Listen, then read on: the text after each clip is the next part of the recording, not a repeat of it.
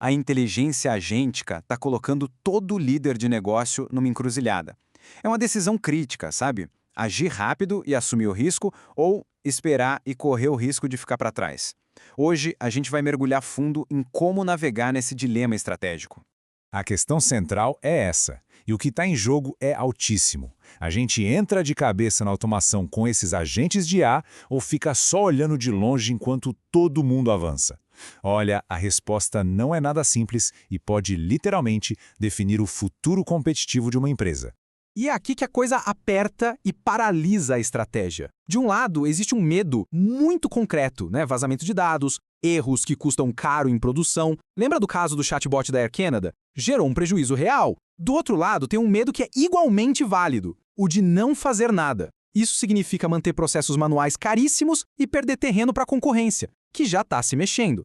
Essa tensão toda leva a uma coisa: o imobilismo estratégico. As empresas acabam presas num ciclo de testes pequenos, provas de conceito que nunca saem do papel, que nunca escalam de verdade. E enquanto isso acontece, os concorrentes não estão só testando, eles estão redesenhando os seus processos e ganhando uma eficiência que depois fica muito difícil de alcançar.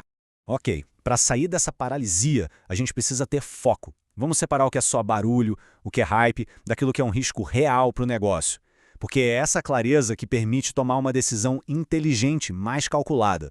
O ruído é toda aquela conversa sobre superinteligência artificial, cenários de ficção científica. O sinal, que é o risco real, imediato, é uma pergunta muito mais pé no chão. Ao automatizar um processo, será que a gente não está só fazendo a coisa errada mais rápido e numa escala muito maior? É aqui que a atenção tem que estar. O ponto central é que os riscos de verdade podem ser divididos em 4 grandes áreas. Primeiro, o risco operacional, que é piorar um processo que já é ruim. Depois, o estratégico, o custo de não aprender a gerenciar essa tecnologia enquanto os outros estão aprendendo. Tem também o regulatório, de violar leis como a LGPD aqui no Brasil. E, por fim, o reputacional, de manchar a imagem da marca com uma automação mal feita. Certo. Depois de entender os riscos, vamos virar a chave e falar da recompensa. Onde é que está o verdadeiro retorno sobre o investimento em IA agentística? E olha, vai muito além de ganhar uns minutos para escrever e-mails. E essa aqui é a mudança de mentalidade que faz toda a diferença. O ganho de verdade não vem de uma pessoa economizando tempo numa tarefa pequena. Ele vem da reestruturação completa de fluxos de trabalho do back-office, sabe? Aqueles processos internos que sustentam a operação. É ali que se gera um ganho de eficiência em uma escala gigantesca. Dá uma olhada nesses exemplos. Resolver tickets de suporte, fazer a conciliação de faturas complexas no financeiro, a primeira triagem de contratos no jurídico, são processos de altíssimo volume, repetitivos e, ao mesmo tempo, essenciais. É exatamente aqui que os agentes de IA podem gerar um valor que transforma o negócio, liberando as equipes para pensar em estratégia e trazendo um ROI claro. Beleza? O potencial é enorme, mas como agir sem ser imprudente? A resposta não está em uma ação isolada, mas em um framework, um caminho estruturado para uma adoção calculada que equilibra o risco e a recompensa em cada passo. O mais interessante aqui é a progressão, a escada. Ninguém precisa pular direto para o passo 6. A jornada começa com uma IA que só assiste, passa por copilotos internos para tarefas específicas e aí chega nos agentes supervisionados, o famoso Human in the Loop, onde uma pessoa valida as ações mais críticas. É nesse ponto que o risco é super controlado, mas o ROI já é altíssimo.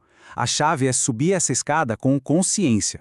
A lição aqui é muito clara. Não é sobre usar a tecnologia mais avançada em todo e qualquer lugar. É sobre fazer uma combinação inteligente entre o poder da ferramenta e o quão crítica é aquela tarefa. E esse framework, nossa, ele ilustra brilhantemente como tomar essa decisão.